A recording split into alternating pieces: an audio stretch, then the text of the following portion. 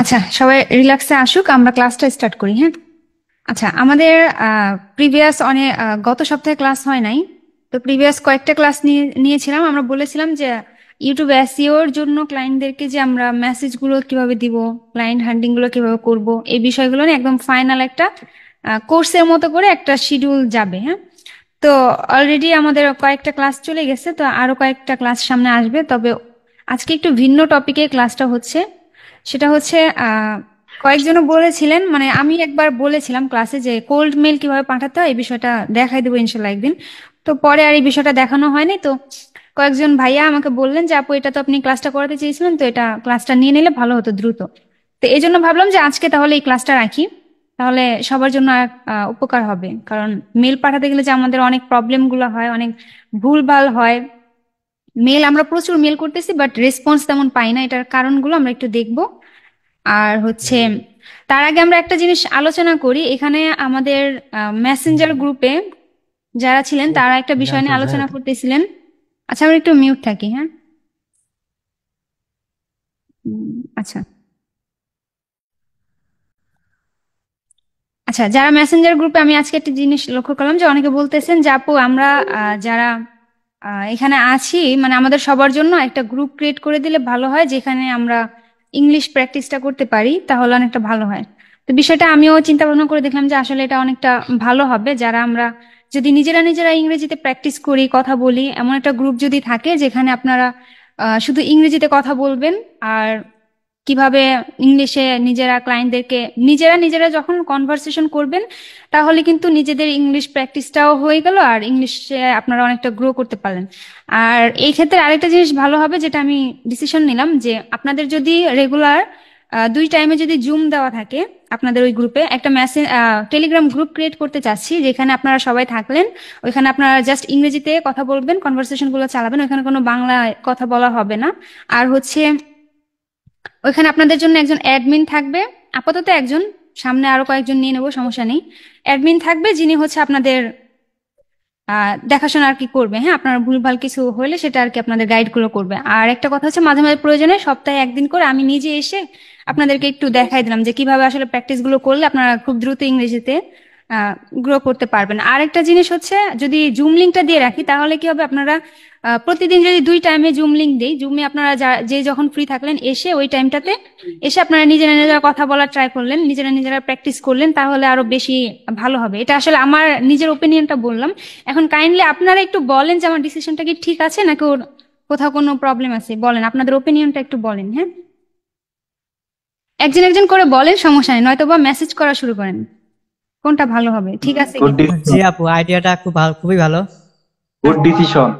ওকে, তাহলে অলরেডি আমার একটা প্রিভিয়াস গ্রুপ ছিল, তো আমি ভাবতেছি নতুন করে একটা গ্রুপ খুলি, যেটা একবার শুরু থেকে শুরু হোক। ওইখান থেকে আপনারা সবাইকে আজকে গ্রুপটা ক্রিয়েট করে আপনাদেরকে দিয়ে দিব। আপনারা ওইখানে যার যার মতো করে জয়েন হয়ে নেবেন। তবে শর্ত একটাই, কেউ এখানে বাংলায় কনভারসেশন করবেন না, সবাই ইংরেজিতে প্র্যাকটিস করবেন।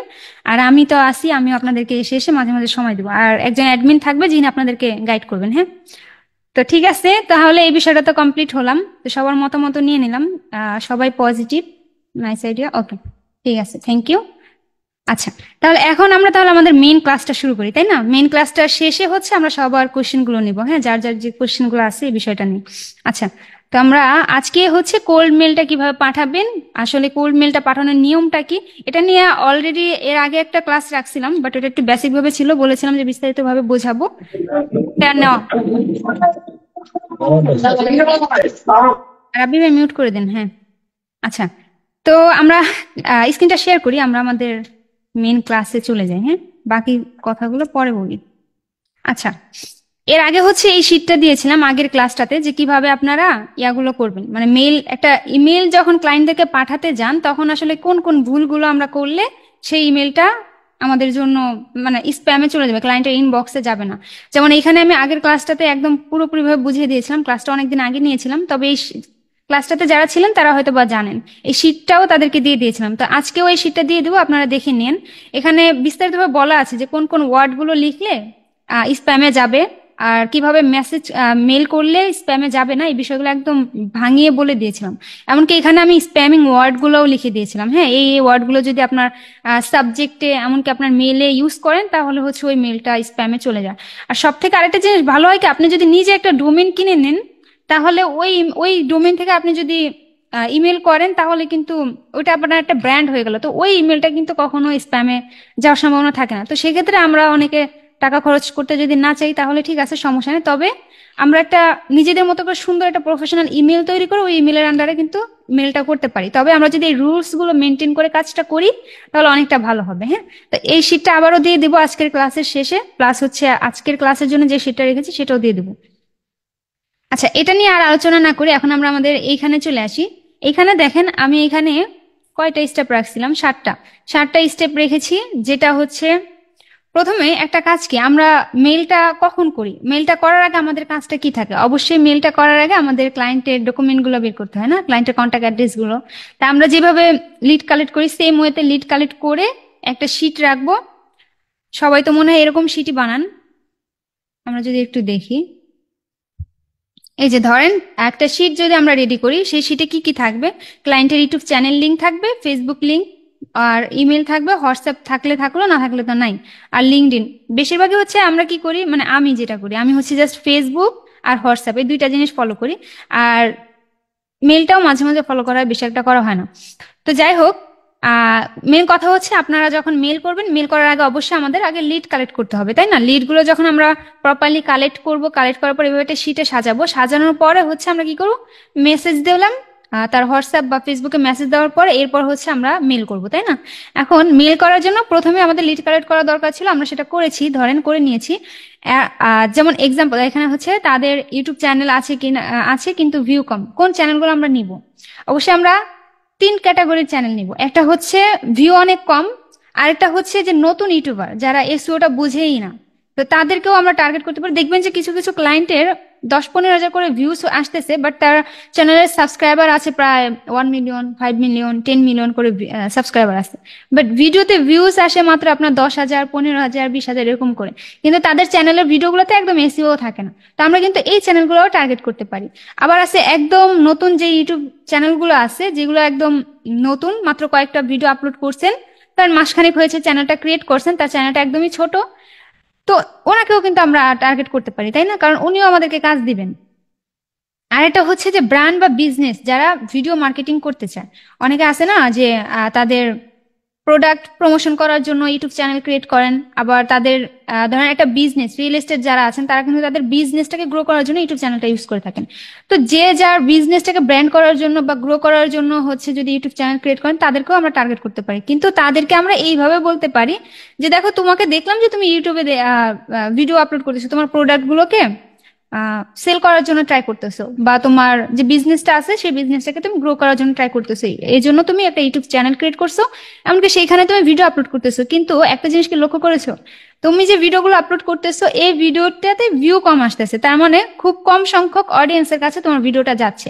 যদি তুমি এসইও করো, তোমার ভিডিওগুলোতে এসইও অপটিমাইজেশনের কাজগুলো করো, তাহলে কি হবে, ভিডিওটা অনেক মানুষের সামনে যাবে, অনেক তোমার বিজনেসটা অনেক মানুষের সামনে তখন শো হবে, তখন সেখান থেকে তোমার একটা ভালো রেজাল্ট বা একটা প্রফিট আসার চান্স থাকবে। তো এরকম করে যদি আমরা তাদের, মানে যারা বিজনেসম্যান তাদেরকে এক ধরনের অফার করতে হবে, যারা ইউটিউবার তাদেরকে এক ধরনের অফার করতে হবে। যারা ইউটিউবার তাদেরকে বলতে হবে যে তুমি এত কষ্ট করে হার্ডওয়ার্ক করতেছো, বাট তুমি তো চাচ্ছ যে তোমার চ্যানেলটা মনিটাইজেশন হোক, মনিটাইজেশন হলে তুমি এখান থেকে আর্ন করতে পারবে, তো সেক্ষেত্রে অবশ্যই তোমার দ্রুত চ্যানেলটাকে গ্রো করানোর জন্য এসইও অপটিমাইজেশনটা দরকার আছে। তো এটা হচ্ছে এক একটা ক্যাটাগরিতে এক এক ধরনের মেল করতে হয়। তো এটা হচ্ছে আমরা ক্যাটাগরির উপর ডিপেন্ড করে সেইভাবে হচ্ছে তাকে মেসেজগুলো করবো, এটা হচ্ছে আমাদের নিজের থেকে বানিয়ে মেসেজ করতে হবে। হ্যাঁ, একটা কথা কি, সব থেকে আরেকটা জিনিস ভালো হয়, এতদিন তো আমরা এত ক্লাসে দেখলাম যে আমরা চ্যাট জিপিটি থেকে নিয়ে বা কারো কারো কাছ থেকে নিয়ে নিয়ে আমরা মেল করতেছি, ভাবতেছি এগুলোই হয়তো ভাবলো, কিন্তু একবার আপনি তো আপনার মতো ট্রাই করে দেখেন তো যে আপনারটা কাজ করে কিনা। যেমন আপনি গুগল ট্রান্সলেট নিলেন, যদি আপনার ইংরেজিতে দুর্বল হন তাহলে গুগল ট্রান্সলেট নিলেন, নেওয়ার পরে ওইখানে লিখলেন নিজের মতো করে যে আপনি একটা মানুষকে বাংলায় যদি কনভার্ট করতে, মানে একটা মানুষকে যদি ইমপ্রেস করতে চান, আচ্ছা কেউ আঁকাকি করেন না, হ্যাঁ, প্রণয় কি নাম, যাই হোক, ধরেন আপনি হচ্ছেন একজন ক্লায়েন্টকে বাংলায় তাকে হচ্ছে বোঝাতে চাচ্ছেন আপনার সার্ভিসটা কিরকম। আপনার সার্ভিসটা সম্পর্কে আপনার খুব ভালো একটা আইডিয়া আছে, তাই না? যেহেতু আপনি এই সার্ভিসটা প্রোভাইড করে থাকেন, আপনি একজন ইউটিউব এসইও এক্সপার্ট বা একজন ডিজিটাল মার্কেটিং এক্সপার্ট, তো আপনার এই সম্পর্কে একদম প্রপারলি একটা ধারণা আছে। এখন আপনার এই বিষয়টা, আপনি যে কাজটা জানেন বা আপনি যে সার্ভিসটা প্রোভাইড করেন, এটা যদি অন্য কাউকে দিয়ে থাকেন, তাহলে তার এখান থেকে কি বেনিফিট আসবে, এই বিষয়টা যদি আপনি তাকে বোঝাতে যান, শুরুতে তাকে কিভাবে বোঝাবেন? আপনি বাংলায় লেখেন, নিজের ভাষায় করে লিখে ওটাকে জাস্ট ইংরেজিতে কনভার্ট করে আপনারা করতে পারবেন, ক্লায়েন্টকে পাঠিয়ে দিতে পারবেন, তাহলেই কিন্তু হয়ে যায়। হ্যাঁ, তাহলে আমরা কি করব, নিজেরা যদি চ্যাট জিপিটি বা নিজেরা অন্য অন্য কাজে, যেমন আমাকে অনেকে বলেন যে আপু টেমপ্লেট কাজ করে না, আপু আপনি নতুন করে টেমপ্লেট ক্রিয়েট করে দেন, বা এই সে অনেকে বলেন না। তা আমি বলবো কি, এখন থেকে আপনারা একটু নিজের থেকে ট্রাই করেন। যেমন আপনি যদি নিজে বাংলায় একটা ক্লায়েন্টকে বোঝাতে যেতেন, তাহলে তাকে ঠিক কিভাবে বোঝাতেন? বা তাকে যদি বাংলায় মেসেজ করতে চাইতেন, তাকে প্রথমে আপনি কোন টাইপের মেসেজটা দিলে ভালো হতো?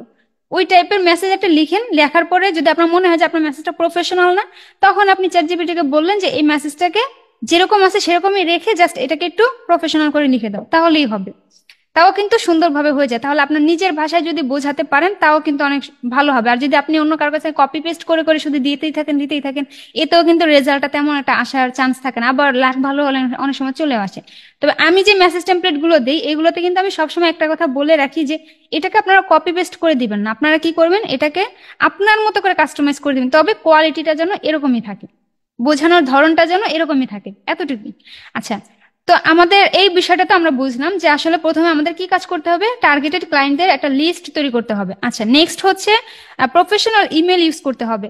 আচ্ছা, প্রফেশনাল ইমেল ইমেল হচ্ছে একটা হচ্ছে আপনি চাইলে কিনে নিতে পারেন, ডোমেইন ডোমেইন হোস্টিং করে নিতে পারেন। আরেকটা হচ্ছে আপনি চাইলে যে টাকা খরচ করতে না চাই, আপনি নর্মালি যেভাবে ইমেলটা তৈরি করেন সেইভাবে, কিন্তু এইভাবে যদি রাখেন, যেমন আমি একটা যে ইমেল তৈরি করছি কি, info.digitalmarketer, আমার এটা নিচ্ছিল না, তাই হচ্ছে আমি এখানে কয়েকটা সংখ্যা অ্যাড করে দিয়েছি, 247@gmail.com। আপনি এখানে দিতে পারেন contact.digitalmarketer বা ইউটিউব এসইও এক্সপার্ট, এরকম করে দিয়ে, বা আপনার নামের সাথে যদি লাগিয়ে দেন, যেমন ধরলাম যে আমার নাম হচ্ছে সুমাইয়া, আমি দিলাম যে ডিজিটাল, না, ইউটিউব এসইও বাই সুমাইয়া, এরকম ভাবেও দিতে পারি, অথবা সুমাইয়া ইউটিউব এসইও এক্সপার্ট, এরকম করেও দিতে পারি।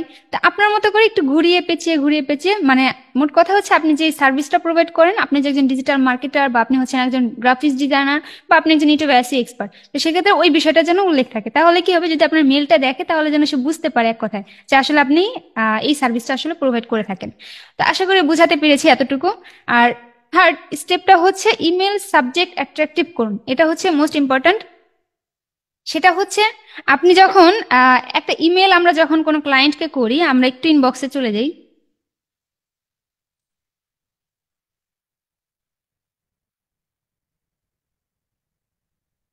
ধরেন কোনো যখন আমরা একটা ক্লায়েন্টকে ইমেল করি, তখন তারও তো এরকম একটা ইনবক্সে তার ইমেলটা চলে আসে, তাই না? তো এই দেখেন কতগুলো ইমেল চলে আসছে। এখন আমার এই সাবজেক্টটা তো প্রথমে শো করে, তাই না?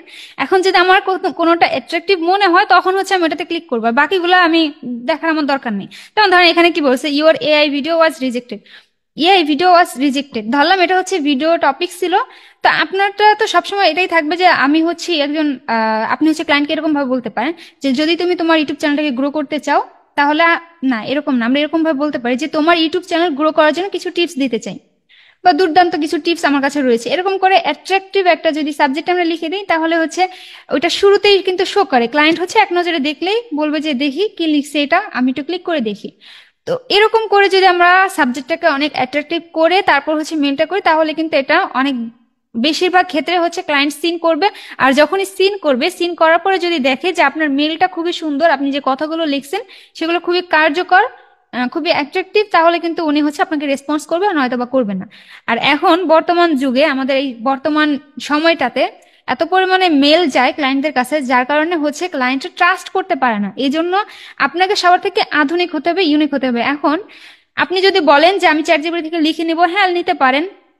আপনি যদি বলেন সময় আপু অনেকগুলো দিয়ে রাখছেন টেমপ্লেট, বা আদার্স যারা আছেন তারা অনেকগুলো টেমপ্লেট দিয়ে রাখছেন, সেগুলো আপনি নিয়ে ওইগুলোকে জাস্ট একটু কাস্টমাইজ করে দিতে পারেন, সেটাও দিতে পারবেন।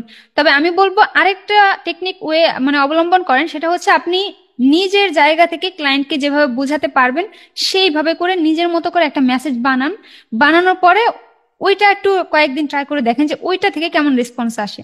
ঠিক আছে, এটা করে দেখবেন, কারণ আপনার মধ্যে তো সেই প্রতিভাটা আছে যেটাতে ক্লায়েন্টকে আপনি পড়াতে পারবেন। কারণ আপনি যেহেতু এই সার্ভিসটা প্রোভাইড করে থাকেন, এই সার্ভিসটা সম্পর্কে আপনার খুব ভালো একটা ধারণা আছে। তো এই সার্ভিসটা যখন আপনি কারোর কাছে সেল করবেন, তখন তাকে কিভাবে আপনার সার্ভিসটার দিকে আকর্ষণ করাতে হবে সেটা কিন্তু আপনি খুব ভালোভাবে বুঝতে পারবেন। নিজে বাংলায় লিখেন, বাংলায় লেখার পর ইংলিশে ট্রান্সলেট করে পরে পাঠান, তারপরে দেখেন কেমন রেজাল্ট আসে। আরেকটা কথা কি, আপনারা ইমেলটা, একটা ইমেল আমরা কি করি, হাইস্ট গেলে 4-5টা ইমেল বা 2-3টা ইমেল, বা অনেকে আছে একটা ইমেলই সবসময় ক্লায়েন্টদেরকে দিয়ে থাকি, এটাও স্প্যামে চলে যায়। আর আমি মনে করি এটা না করে আপনারা মিনিমাম 10-15টা করে মেল বানান, নিজের আইডিয়া অনুযায়ী নিজে 4-5টা বানান, চ্যাট জিপিটি থেকে 4-5টা নেন, কারো কারো কাছ থেকে কয়েকটা নেন, নিয়ে হচ্ছে নিজের মতো করে কাস্টমাইজ করে সাজিয়ে ওই 15টা বা 10টা বা 15টা মেল টেমপ্লেট বানান। বানানোর পরে একজনকে এক একটা দিবেন, এক একটা দিবেন। এরপর দেখেন কোনটা থেকে ভালো রেসপন্স আসে।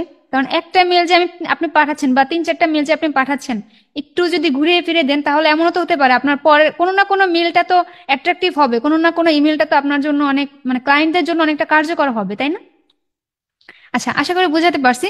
আচ্ছা, এখানে আরেকটা জিনিস, যেমন মেল সাবজেক্টটা অ্যাট্রাকটিভ করতে হবে, মাস্ট বি। আর অবশ্যই সাবজেক্টটা একদম শর্ট রাখা ট্রাই করবেন, 5 থেকে 7টা ওয়ার্ড রাখার জন্য ট্রাই করবেন, যাতে করে ক্লায়েন্টরা ইন্টারেস্ট হন, ঠিক আছে? আচ্ছা, এখানে আমি কয়েকটা এক্সাম্পল দিয়েছি যে এতটুকু এতটুকু করে রাখলেও কিন্তু হবে, হ্যাঁ। যেমন ওয়ান্ট মোর ভিউজ, এটাও কিন্তু খুবই একটা অ্যাট্রাকটিভ একটা ভয়েস, মানে অ্যাট্রাকটিভ একটা আকর্ষণীয় করার মতো একটা লেখা, তাই না?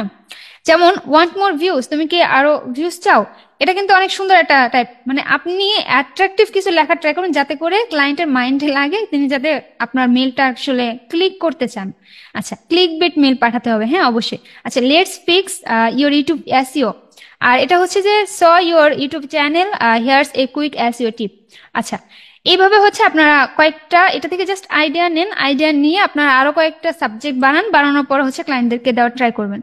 আরেকটা জিনিস এখানে হচ্ছে, এই যে যেমন বড় হাতের অক্ষর, যেমন ফ্রি, লিমিটেড অফার, এসব এইসব ওয়ার্ড ইউজ করবেন না।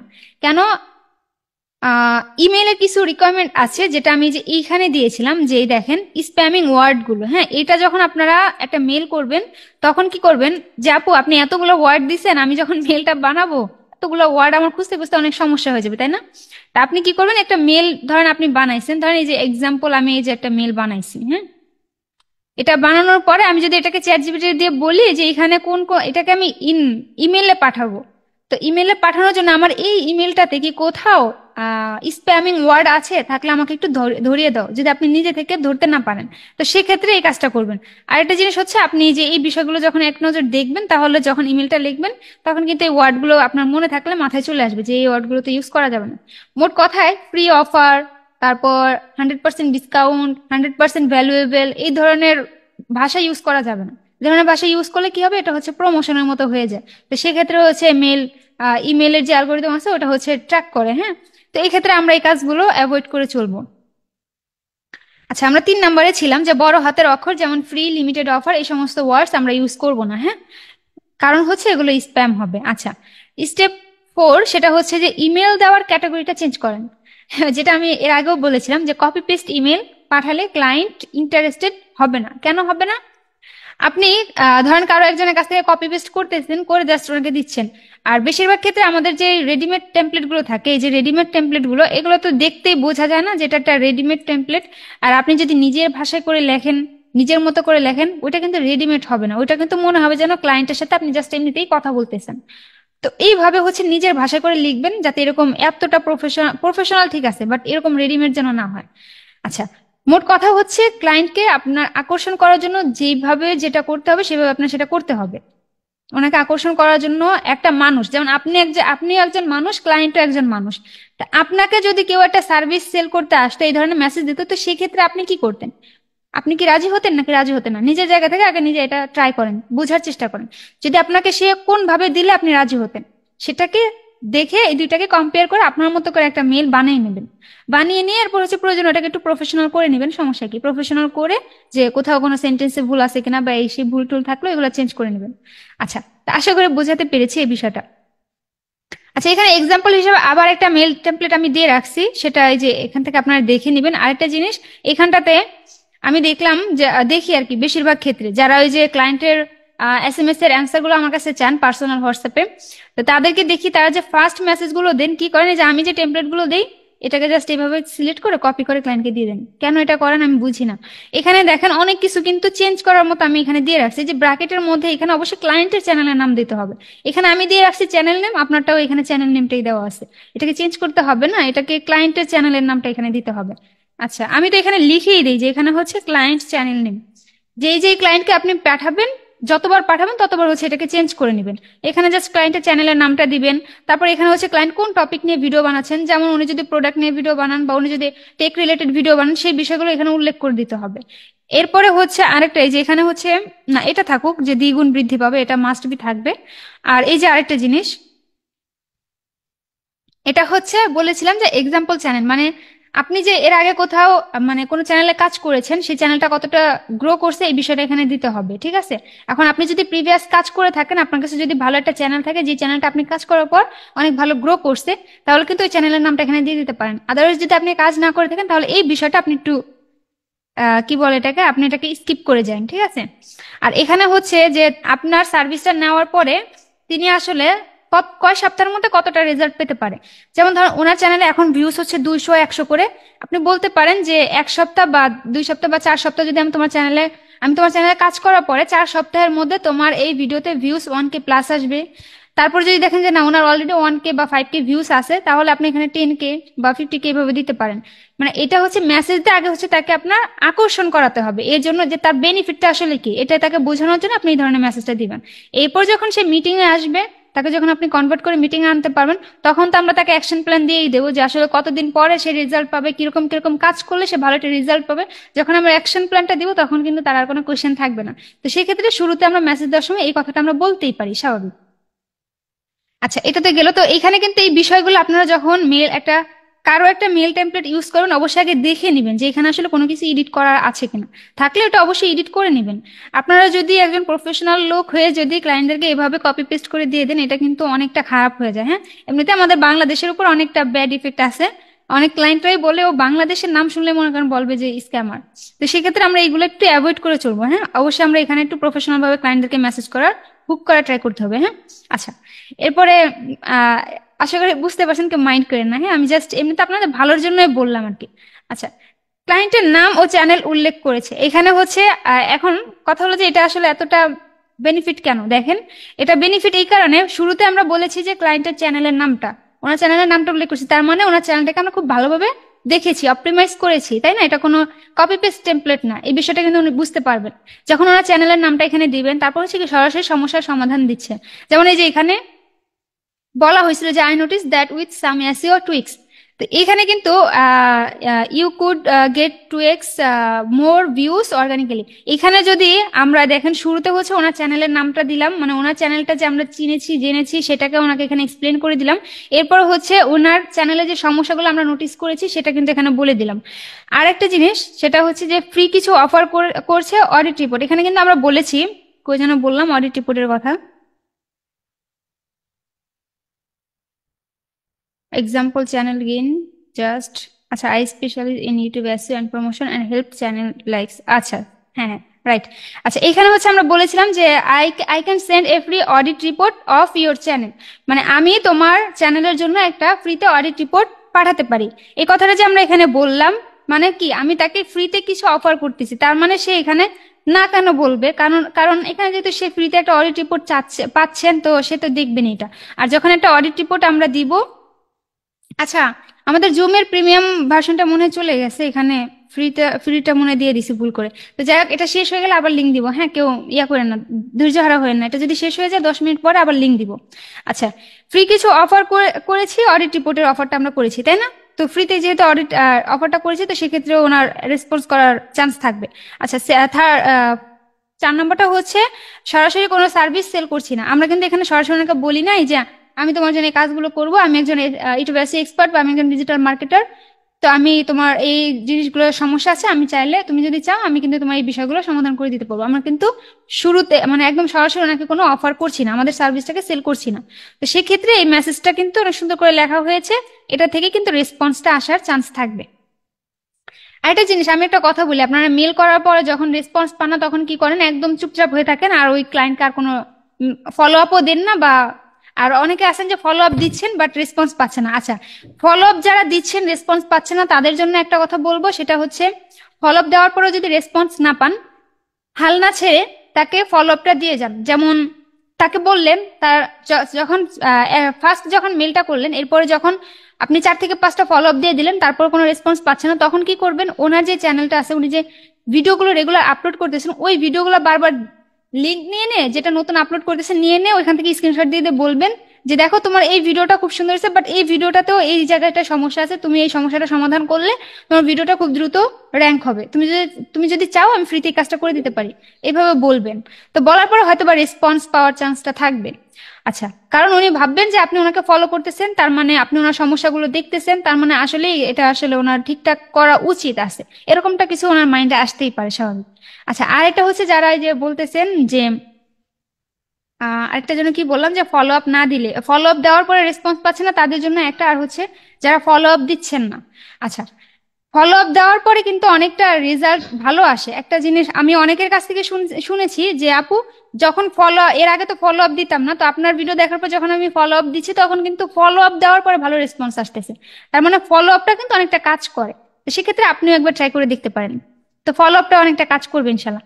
আচ্ছা, এই যে সিটি, এটা কি? এই যে আমরা এই যে নিচে যে বলেছি যে let me know what works for you, looking forward to your reply, আমি তোমার রিপ্লাইয়ের জন্য অপেক্ষা করছি, তাই না? আচ্ছা, এরপরে যদি আমরা এখানে বলি যে শেষ লাইনে শুধু বলবেন না যে লেট মি নো, শেষ লাইনে আমরা শুধু লেট মি নো না বলে বরং ক্লায়েন্ট কি করবে সেটাও ক্লিয়ার করে দিতে পারি। আচ্ছা, would you be open for a 5 minute chat this week, এটাও কিন্তু একটা কোয়েশ্চেন, তাই না? এরকম যদি আমরা একটা কোয়েশ্চেন দিয়ে দিই তাহলে কিন্তু উনি ইয়েস অর নো কিছু তো একটা বলবে। আচ্ছা, মিউট থাকি। আচ্ছা, এরপর হচ্ছে ইমেল স্প্যাম ফোল্ডারে না যাওয়ার টিপস। আচ্ছা, অনেকে আমরা কি করি সময় বাঁচানোর জন্য একবারে 15টা 20টা মেল। আচ্ছা রিদওয়ান ভাই, আপনি একটু মিউট থাকেন। আমরা সময় বাঁচানোর জন্য কি করি, একসাথে অনেকগুলো মেল একসাথে দিয়ে দিই। এই যে যদি আমরা একটু ইনবক্সে যাই, এখান থেকে আমরা কম্পোসে গিয়ে একসাথে 15টা 20টা কপি করে নিই, যে এখানে পেস্ট করে দিয়ে দিই, তাহলে কি হয়? আর এখান থেকে বিসিসি মুড করে যারা দিই, এটা হচ্ছে স্প্যামের যাওয়ার একটা কারণ হতে পারে। তো যার কারণে আমরা এটা না করে আমরা ম্যানুয়ালি দিব।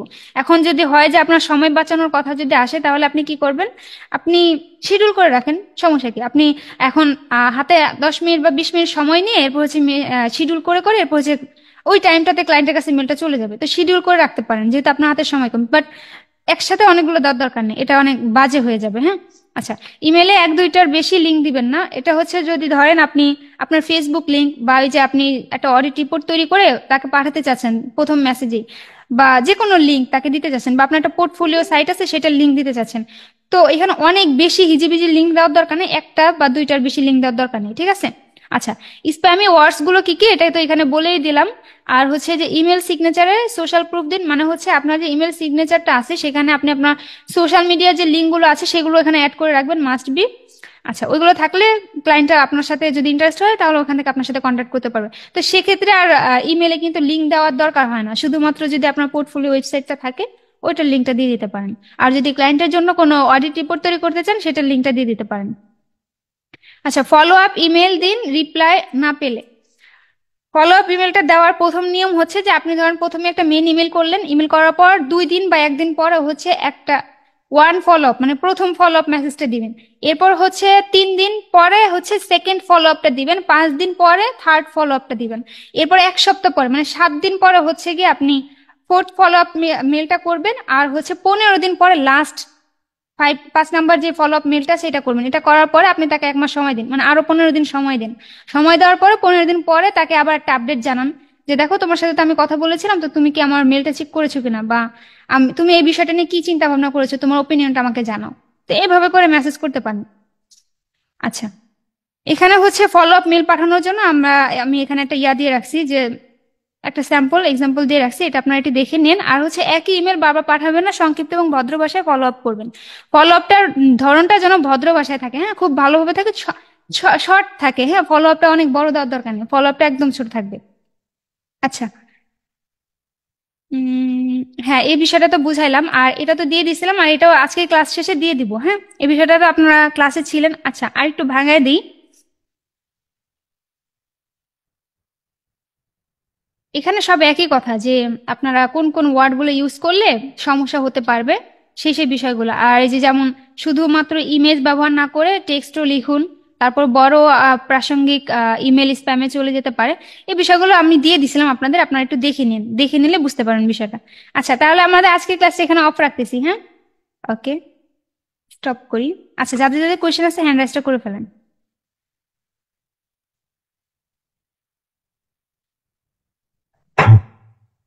আচ্ছা আচ্ছা, 1 মিনিট, আমি নতুন লিঙ্ক দিচ্ছি, হ্যাঁ? এটা যেহেতু 3 মিনিট পর আবার চলে যাবে, নতুন লিঙ্ক দিচ্ছি, আপনারা ওইখানে জয়েন করেন। সরি, হ্যাঁ আজ। আ- আপু লিঙ্ক আপু লিঙ্কটা এখানে দিয়ে দেন। বুঝছেন? ঠিক আছে, আচ্ছা তো দিয়ে দাও। ওকে, আমরা কোশ্চেনগুলো নিতে থাকি, এখানে লিঙ্ক দেওয়া হচ্ছে, আপনারা জয়েন করে নিন। আহ রায়হান ভাই। আসসালামু আলাইকুম। ওয়ালাইকুম আসসালাম। আপু কেমন আছেন? আলহামদুলিল্লাহ, আপনি ভালো আছেন? জি আলহামদুলিল্লাহ। তো কথা হচ্ছে কি, আমার বাইরের কম্পিটিটর প্রচুর, ভেরি হাই, কোনোভাবেই র্যাঙ্ক ট্যাগ দিচ্ছে না, অর্থাৎ 60-এর উপরে স্কোর যাচ্ছে না। যদি ওনার চ্যানেলে বা ওনার নিশ রিলেটেড কিওয়ার্ড গুলোতে বাই উইথ এবং ওনার চ্যানেলের নাম অ্যাড করি তাহলে হচ্ছে র্যাঙ্ক ট্যাগ দিচ্ছে। তো প্রপার ওয়েতে একটা নির্দিষ্ট কোনো কিওয়ার্ডে কোনোভাবেই র্যাঙ্ক ট্যাগ দিচ্ছে না। এই র্যাঙ্ক ট্যাগ নিয়ে আসার জন্য কি করা যায় আপু, যদি ক্লায়েন্টের নিশটা কি, বলতেন আর টপিকটা কি? উনি হচ্ছে মাইন্ডসেট আপ কোর্স আর কি।